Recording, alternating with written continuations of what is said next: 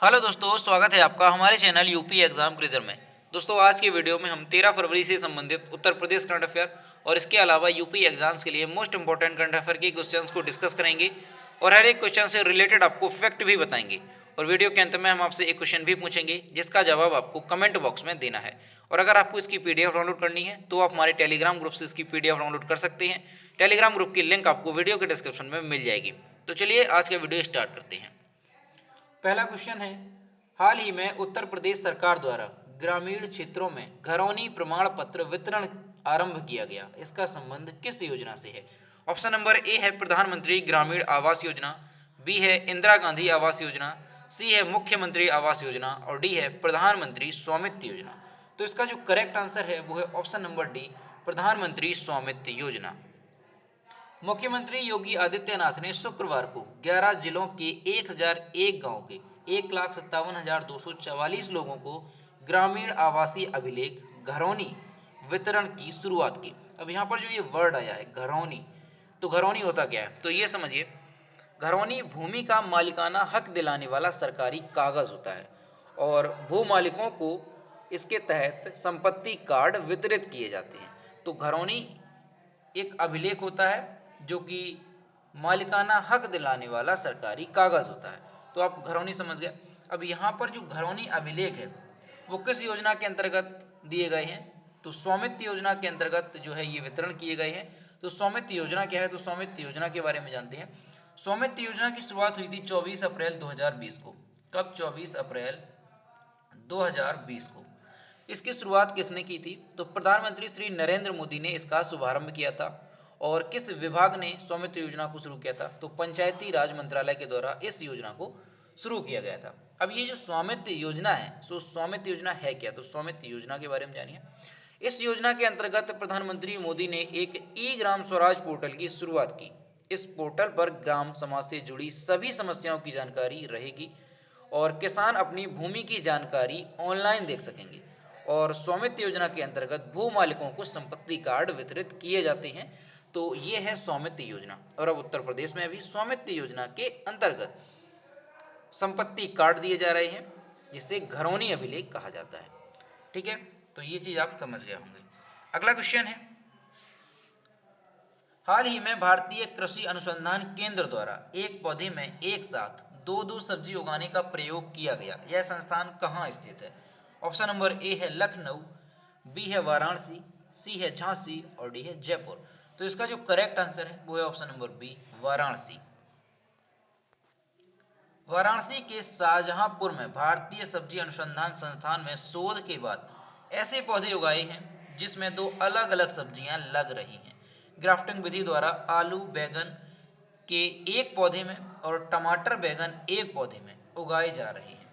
अब यहाँ पर जो ये आप देख रहे हैं कि वाराणसी के भारतीय सब्जी अनुसंधान संस्थान में एक पौधे में दो दो अलग अलग सब्जियां उगाई जा रही हैं। तो ये किस विधि से उगाई जा रही है? तो सबसे पहले आपको ये याद रखना है, तो ग्राफ्टिंग विधि के द्वारा इसे उगाया जा रहा है। अब ग्राफ्टिंग विधि में होता क्या है? तो इसमें क्या होता है कि टमाटर के पौधे में बैगन के पौधे को कलम करके उसे एक ही पौधे में उगाया जा रहा है।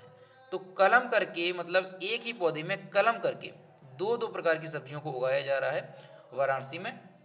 तो ये चीज आपको याद रखनी है। और यहाँ पर इमेज में आप देख सकते हैं ये एक ही पौधा है और यहाँ पर बैगन और टमाटर दो अलग अलग प्रकार की सब्जियों को उगाया जा रहा है। किस विधि से? ग्राफ्टिंग विधि से। तो ये आपको याद रखना है। अब यहाँ पर बात वाराणसी की है तो वाराणसी के बारे में थोड़ा जान लीजिए। वाराणसी को बनारस और काशी के नाम से भी जाना जाता है, तो आपको कंफ्यूजन नहीं होना है। वाराणसी को ही बनारस और काशी कहा जाता है। और जो गंगा है, जो गंगा नदी है वो वाराणसी में उत्तर वाहिनी बहती है, जबकि पूरे भारत में गंगा का बहाव पश्चिम से पूरब की ओर है। तो ये भी क्वेश्चन एग्जाम्स में पूछा जाता है कि जो गंगा नदी है वो उत्तर से दक्षिण कहाँ पर बहती है? तो भाई वाराणसी में गंगा जो है वो उत्तर वाहिनी है, जबकि पूरे देश में गंगा पश्चिम से पूर्व की ओर बहती है। और वाराणसी में कुछ प्रसिद्ध मंदिर हैं। कौन कौन सी हैं? जैन घाट है एक, तो दशाश्वमेध घाट ये भी वाराणसी में है। काशी विश्वनाथ मंदिर ये भी वाराणसी में है। और वाराणसी में 3 बड़े विश्वविद्यालय हैं। कौन कौन से हैं? तो बनारस हिंदू विश्वविद्यालय, इंडिया इंस्टीट्यूट ऑफ टेक्नोलॉजी और तीसरा है महात्मा गांधी काशी विद्यापीठ। तो ये बड़े 3 विश्वविद्यालय वाराणसी में स्थित हैं। और वाराणसी का वन डिस्ट्रिक्ट वन प्रोडक्ट क्या है? तो ये भी आपको याद रखना है, इसका एक जिला एक उत्पाद है बनारसी साड़ियाँ। तो ये भी मोस्ट इंपॉर्टेंट है। अगला क्वेश्चन है, हाल ही में उत्तर प्रदेश के किस पुलिस द्वारा गूगल के सीईओ सुंदर पिचई के खिलाफ मुकदमा दर्ज किया गया है? ऑप्शन नंबर ए है लखनऊ पुलिस, बी है गाजियाबाद पुलिस, सी है वाराणसी पुलिस और डी है प्रयागराज पुलिस। तो इसका जो करेक्ट आंसर है वो है option number C, Varanasi police. अब वाराणसी पुलिस के द्वारा गूगल के सीईओ सुंदर पिचई पर मुकदमा दर्ज क्यों किया गया है, तो उसका पूरा मामला जानते हैं। तो वाराणसी में एक व्यक्ति है, भोलूपुर थाना क्षेत्र यानी गौरीगंज इलाके में एक व्यक्ति है जिसका नाम है गिरजा शंकर जायसवाल। उसने व्हाट्सएप पर प्रधानमंत्री मोदी के खिलाफ देश विक्रेता नाम के एक शॉर्ट वीडियो को वायरल कर दिया। तो गाजीपुर के एक और शख्स है जिसका नाम है विशाल गाजीपुरी, उसने फोन पर किसी गिरजा शंकर जायसवाल को फोन पर इसकी आपत्ति जताई। तो उसके बाद विशाल गाजीपुरी जो है दूसरा व्यक्ति, उसने गिरजा शंकर पर धमकी देने के आरोप लगाकर मुकदमा दर्ज करा दिया। इसके अलावा विशाल गाजीपुरी ने गिरजा शंकर का नंबर वीडियो पर लिखकर यूट्यूब पर भी डाल दिया, जिससे जो गिरजा शंकर जायसवाल है उसको 8000 से अधिक धमकी भरे फोन कॉल्स आए, जिससे नाराज होकर गिरजा शंकर ने गूगल के सीईओ सुंदर पिचई समेत 18 लोगों पर मुकदमा दर्ज करा दिया। अब गूगल के जो सीईओ हैं सुंदर पिचई, उन पर मुकदमा दर्ज क्यों किया गया? वो इसलिए किया गया क्योंकि जो यूट्यूब है, जो दूसरा व्यक्ति था उसने यूट्यूब पर जो गिरजा शंकर था उसका नंबर और वीडियो पर नंबर लिख करके अपलोड किया था, जिसकी वजह से जो गिरजा शंकर है उसको 8000 से अधिक धमकी भरी फोन कॉल्स आए, उसे जान से मारने की भी धमकियां मिली। तो इसीलिए उसने सुंदर पिचई समेत मुकदमा दर्ज किया 18 लोगों पर। क्यों किया? क्योंकि जो यूट्यूब है वो गूगल के द्वारा ही संचालित होता है, गूगल का ही नियंत्रण है यूट्यूब पर, तो इस वजह से उसने सुंदर पिचई पर मुकदमा दर्ज कराया है। हालांकि जो वाराणसी पुलिस है उसने कुछ घंटों बाद ही सुंदर पिचई को क्लीन चिट दे दी और अब उनसे पूछताछ नहीं की जाएगी। तो ये था पूरा मामला कि गूगल के सीईओ सुंदर पिचई पर मुकदमा क्यों दर्ज कराया गया। तो किसने किया था? वाराणसी पुलिस, ये आपको याद रखना है। अगला क्वेश्चन है, हाल ही में उत्तर प्रदेश के किस शहर में मेगा क्लस्टर टेक्सटाइल पार्क बनाने की घोषणा की गई? ऑप्शन नंबर ए है आगरा, बी है कानपुर, सी है नोएडा और डी है गोरखपुर। तो इसका जो करेक्ट आंसर है वो है ऑप्शन नंबर बी, कानपुर। पूरब का मैनचेस्टर कहा जाने वाला कानपुर फिर से वस्त्र उद्योग में रुतबा कायम करेगा। देश भर में बनने वाले 7 मेगा क्लस्टर टेक्सटाइल पार्क में एक कानपुर में बनाया जाएगा।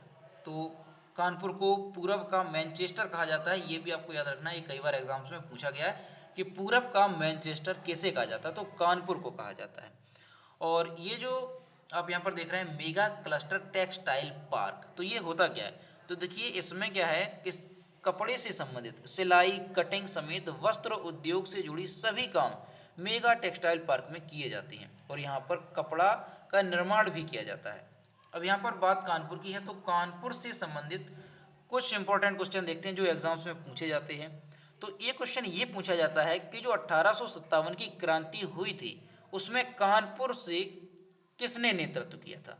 ये मोस्ट इंपोर्टेंट क्वेश्चन है। तो कानपुर में नाना साहेब ने नेतृत्व किया था। 1857 की क्रांति में कानपुर का नेतृत्व किसने किया था? नाना साहेब ने किया था। ये मोस्ट इंपोर्टेंट क्वेश्चन है, आपको अच्छे से याद रखना है। कानपुर में है भारतीय चीनी अनुसंधान संस्थान। ये भी क्वेश्चन एग्जाम्स में पूछा गया है कि भारतीय चीनी अनुसंधान संस्थान किस शहर में? तो ये कानपुर में स्थित है। और कानपुर का वन डिस्ट्रिक्ट वन प्रोडक्ट क्या है? तो चमड़ा उत्पाद कानपुर का वन डिस्ट्रिक्ट वन प्रोडक्ट है। तो ये भी आपको याद रखना है। और यहाँ पर इमेज में देख सकते हैं, ये होते हैं मेगा टेक्सटाइल पार्क। यहाँ पर कपड़े से संबंधित जितने भी काम होते हैं, सिलाई, कटिंग समेत जो है कपड़े से जुड़े सभी काम किए जाते हैं और यहाँ पर कपड़े का निर्माण भी किया जाता है। अगला क्वेश्चन है, कोविड योद्धाओं के बलिदान और सेवाओं को सम्मानित करने के लिए किस राज्य में कोविड योद्धा स्मारक का निर्माण किया जाएगा? ऑप्शन नंबर ए है उड़ीसा, बी है महाराष्ट्र, सी है तमिलनाडु और डी है दिल्ली। तो इसका जो करेक्ट आंसर है वो है option number A, Orissa. Orissa सरकार कोविड योद्धाओं के बलिदान और सेवाओं को सम्मानित करने के लिए भुवनेश्वर में कोविड योद्धा स्मारक का निर्माण करेगी। उड़ीसा में स्वास्थ्य कार्यकर्ताओं सहित 60 से अधिक कोविड योद्धाओं ने अपने प्राण गंवा दिए। कोविड 19 के कारण जान गंवाने वाले सभी स्वास्थ्यकर्मियों और अन्य सहायता सेवाओं को शहीद का दर्जा दिया जाएगा। और यहाँ पर बात उड़ीसा की है तो उड़ीसा के बारे में जानते हैं। ये है मैप में उड़ीसा। उड़ीसा की कैपिटल है भुवनेश्वर। उड़ीसा के चीफ मिनिस्टर हैं नवीन पटनायक और उड़ीसा की गवर्नर हैं गणेशी लाल। और उड़ीसा में है व्हीलर द्वीप, जिसका नाम बदलकर क्या कर दिया गया है, एपीजे अब्दुल कलाम द्वीप। तो ये भी मोस्ट इंपॉर्टेंट क्वेश्चन है, ये भी आपको अच्छे से याद रखना है। अगला क्वेश्चन है, हाल ही में किस देश ने कहा कि उसका अंतरिक्ष यान तियानवेन-1 मंगल की कक्षा में प्रवेश कर गया है? ऑप्शन नंबर ए है जापान, बी है रूस, सी है चीन और डी है अमेरिका। तो इसका जो करेक्ट आंसर है वो है ऑप्शन नंबर सी, चीन।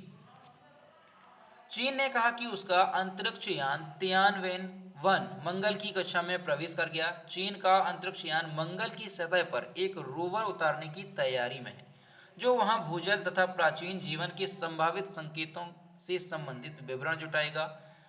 अमेरिका एकमात्र ऐसा देश है जो 8 बार सफलतापूर्वक लाल ग्रह पर पहुंच चुका है। चीन के लिए यह अब तक का सर्वाधिक महत्वाकांक्षी मिशन है। तो मंगल ग्रह से संबंधित आपको एक क्वेश्चन मोस्ट इंपोर्टेंट याद रखना है, ये कई बार एग्जाम्स में पूछा गया कि लाल ग्रह किस ग्रह को कहा जाता है? तो लाल ग्रह कहा जाता है मंगल को, ये आपको अच्छे से याद रखना है। अब यहाँ पर चीन ने अपना जो अंतरिक्ष यान है तियानवेन-1 मंगल की कक्षा में प्रवेश किया है। तो चीन की कैपिटल क्या है? बीजिंग। चीन की मुद्रा क्या है? युआन। और चीन के राष्ट्रपति कौन है? Xi Jinping. तो ये भी आपको याद रखना है। अगला क्वेश्चन है, कर्नाटक का 31वां जिला निम्न में से कौन सा बना? ऑप्शन नंबर ए है बागलकोट, बी है विजयनगर, सी है बेलगाम और डी है रामनगर। तो इसका जो करेक्ट आंसर है वो है option number B, Vijayanagar. Karnataka में खान समृद्ध बेल्लारी को काटकर नया विजयनगर जिला बनाने की अधिसूचना जारी होने के साथ ही राज्य को 31वां जिला मिला और इसका नाम विजयनगर साम्राज्य के नाम पर रखा गया है। इस नए जिले में 6 तालुका होंगे और होसपेट उसका मुख्यालय होगा। कुडलिगी, हगीर भूमना हल्ली, कोटरू, होविनाद, हदगली और हरपनहल्ली अन्य तालुक होंगे। ये 6 तालुक होंगे इस जिले में। और अब कर्नाटक में कितने जिले हो जाएंगे? 31 जिले कर्नाटक जिले में, कर्नाटक राज्य में हो जाएंगे। तो ये भी आपको याद रखना है। अगला क्वेश्चन है, भारतीय कुश्ती महासंघ WFI ने हाल ही में किन 2 पहलवानों को वार्षिक अनुबंध से बाहर कर दिया है? ऑप्शन नंबर ए है सुशील कुमार और साक्षी मलिक, बी है द ग्रेट खली और बबीता कुमारी, सी है महावीर सिंह फोगाट और योगेश्वर दत्त और डी है बजरंग पुनिया और संग्राम सिंह। तो इसका जो करेक्ट आंसर है वो है option number A, Sushil Kumar और साक्षी मलिक। भारतीय कुश्ती महासंघ WFI ने पहलवान सुशील कुमार और साक्षी मलिक को वार्षिक अनुबंध से बाहर कर दिया है। इनकी जगह युवा पहलवान अंशु मलिक 57 किलोग्राम और हरियाणा की सोनम मलिक 62 किलोग्राम को ए कैटेगरी में शामिल किया गया है। सुशील कुमार और साक्षी मलिक अनुबंध के ए श्रेणी का हिस्सा थे, जिसके तहत 2020-21 सीजन के लिए 30 लाख रुपए की वार्षिक वित्तीय सहायता मिलती थी। तो अब जो है भारतीय कुश्ती महासंघ ने जो सुशील कुमार पहलवान थे और साक्षी मलिक थी, जो ए कैटेगरी के थे, इनको बाहर कर दिया गया है और इनकी जगह किसे रखा गया? अंशु मलिक को और सोनम मलिक को। ठीक है, ए श्रेणी के हिस्सा के रूप में क्या होता था, उन्हें 30 लाख रुपए की वार्षिक वित्तीय सहायता दी जाती थी, जो कि अब इन्हें नहीं दी जाएगी और अभी किसे दी जाएगी? अंशु मलिक को और सोनम मलिक को। अगला क्वेश्चन है, हाल ही में किस राज्य ने सांस अभियान शुरू किया है? ऑप्शन नंबर ए है हरियाणा, बी है मध्य प्रदेश, सी है केरल और डी है पश्चिम बंगाल। तो इसका जो करेक्ट आंसर है वो है option number B, Madhya Pradesh. Madhya Pradesh में स्वास्थ्य विभाग ने social awareness and action to neutralise pneumonia successfully अभियान के लिए सामाजिक जागरूकता और कार्यवाही शुरू की। इसका उद्देश्य क्या है? तो निमोनिया के कारण शिशु मृत्यु दर को कम करना इसका उद्देश्य है। और इस जो ये social awareness and action to neutralise pneumonia successfully अभियान है, इसके तहत किया जाएगा। इसके तहत चिकित्सा कर्मचारियों को प्रशिक्षित किया जाएगा और इसके तहत मध्य प्रदेश में 4000 स्वास्थ्य और कल्याण केंद्र भी स्थापित किए जाएंगे। और मध्य प्रदेश से संबंधित कुछ इंपॉर्टेंट क्वेश्चन देखिए। तो मध्य प्रदेश का सबसे बड़ा शहर कौन सा है? तो इंदौर सबसे बड़ा शहर है और लगातार इंदौर स्वच्छ सर्वेक्षण में चौथी बार प्रथम स्थान पर आ रहा है। और 2020 में भी जो स्वच्छ सर्वेक्षण हुआ है उसमें भी इंदौर पहले स्थान पर आया है। ये मोस्ट इंपॉर्टेंट क्वेश्चन है, आपको अच्छे से याद रखना है कि 2020 का जो स्वच्छ सर्वेक्षण हुआ था उसमें किस शहर को प्रथम स्थान मिला है? तो इंदौर को प्रथम स्थान मिला है और ये लगातार चौथी बार प्रथम स्थान इसे मिल रहा है। अब मध्य प्रदेश के कुछ जो प्रसिद्ध किले हैं, जो संग्रहालय हैं, वो कौन कौन से हैं? तो ग्वालियर का किला ये मध्य प्रदेश में है, जायसवाल महल और संग्रहालय ये भी ग्वालियर में है, तानसेन स्मारक ये भी ग्वालियर में है, सॉरी मध्य प्रदेश में है। ग्वालियर का किला है ग्वालियर में और जायसवाल महल ये मध्य प्रदेश में है, संग्रहालय भी मध्य प्रदेश में है, तानसेन स्मारक ये भी मध्य प्रदेश में है और रानी लक्ष्मीबाई का स्मारक वो भी मध्य प्रदेश में है। खजुराहो का मंदिर ये मोस्ट इंपॉर्टेंट है, ये भी मध्य प्रदेश में है और इसे किसने बनवाया था? तो चंदेलों ने इसे बनवाया था। खजुराहो का मंदिर से संबंधित एग्जाम्स में क्वेश्चन पूछा गया है, तो ये आपको अच्छे से याद रखना है कि खजुराहो का मंदिर कहाँ पर स्थित है? तो ये मध्य प्रदेश में है। और एक क्वेश्चन और पूछा जाता है कि सबसे अधिक राष्ट्रीय उद्यान किस राज्य में है? तो मध्य प्रदेश में है सबसे अधिक राष्ट्रीय उद्यान और कितने हैं? 11। ये भी मोस्ट इंपॉर्टेंट क्वेश्चन है। और कुछ प्रसिद्ध हैं राष्ट्रीय उद्यान कौन कौन से? कान्हा राष्ट्रीय उद्यान और बांधवगढ़ राष्ट्रीय उद्यान ये मोस्ट इंपॉर्टेंट है, ये प्रमुख राष्ट्रीय उद्यान है मध्य प्रदेश के, तो ये भी आपको याद रखना है। अब यहाँ पर बात मध्य प्रदेश की थी तो मध्य प्रदेश के बारे में जानते हैं। ये है मैप में मध्य प्रदेश। मध्य प्रदेश की कैपिटल क्या है? भोपाल। मध्य प्रदेश के चीफ मिनिस्टर कौन है? शिवराज सिंह चौहान। मध्य प्रदेश के गवर्नर कौन है? आनंदीबेन पटेल। और आनंदीबेन पटेल उत्तर प्रदेश की गवर्नर हैं, इन्हें मध्य प्रदेश के गवर्नर का अतिरिक्त प्रभार दिया गया है, तो ये आपको याद रखना है। अगला क्वेश्चन है, निम्नलिखित में से किसने पहली बार कोविड-19 की त्वरित परीक्षण के लिए अपने कुत्तों का उपयोग करना शुरू किया? ऑप्शन नंबर ए है भारतीय नौसेना, बी है बीएसएफ, सी है भारतीय सेना और डी है भारतीय वायुसेना। तो इसका जो करेक्ट आंसर है वो है ऑप्शन नंबर सी, भारतीय सेना। भारतीय सेना ने पहली बार कोरोना वायरस का पता लगाने के लिए अपने कुत्तों का इस्तेमाल शुरू किया है। 2 कुत्तों को पसीने और मूत्र के नमूने सूंघकर कोविड-19 का पता लगाने के लिए प्रशिक्षित किया गया है। ब्रिटेन, फिनलैंड, फ्रांस, रूस और जर्मनी, लेबनान, यूएई और अमेरिका जैसे देशों ने पहले ही कोविड-19 का पता लगाने के लिए कुत्तों को प्रशिक्षित किया है। और अब भारत में भी भारतीय सेना ने पहली बार कोरोना वायरस का पता लगाने के लिए अपने कुत्तों का इस्तेमाल शुरू किया है। तो दोस्तों ये थे 13 फरवरी से संबंधित उत्तर प्रदेश करंट अफेयर और इसके अलावा यूपी एग्जाम्स के लिए मोस्ट इंपॉर्टेंट करंट अफेयर के क्वेश्चंस जो कि हमने डिस्कस किए। तो अगर आपको तो अब हम देखते हैं पिछले वीडियो का क्वेश्चन जो हमने आपसे पूछा था। तो ये है कल की वीडियो का क्वेश्चन जो हमने आपसे पूछा था। हाल ही में पहली बार उत्तर प्रदेश पुलिस को किस एयरपोर्ट की जिम्मेदारी सौंपी गई है? तो इसका जो करेक्ट आंसर था वो ऑप्शन नंबर बी था, मुरादाबाद एयरपोर्ट। और कई स्टूडेंट्स ने इसके सही जवाब दिए। और मैं फिर से कहता हूं कि जो भी क्वेश्चन आपसे पूछा जाए आप उसका आंसर जरूर किया करो। तो ये है आज का क्वेश्चन। हाल ही में भारतीय सेना के लिए एक विशेष ड्रोन किसके द्वारा तैयार किया गया है? ऑप्शन नंबर ए है आईआईटी मद्रास, बी है इसरो, सी है डीआरडीओ और डी है आईआईटी कानपुर। तो इसका जो भी करेक्ट आंसर है वो आपको कमेंट बॉक्स में बताना है और आप लोग आंसर जरूर किया करो। तो दोस्तों अगर आपको आज का वीडियो पसंद आया हो तो इसे लाइक करें, शेयर करें और अगर चैनल पर नए हैं तो चैनल को सब्सक्राइब करना ना भूलें। साथ ही बेल आइकन को भी प्रेस करें ताकि टाइम टू टाइम नोटिफिकेशन आप तक पहुंचता रहे। तो मिलते हैं नेक्स्ट वीडियो में। Thank you.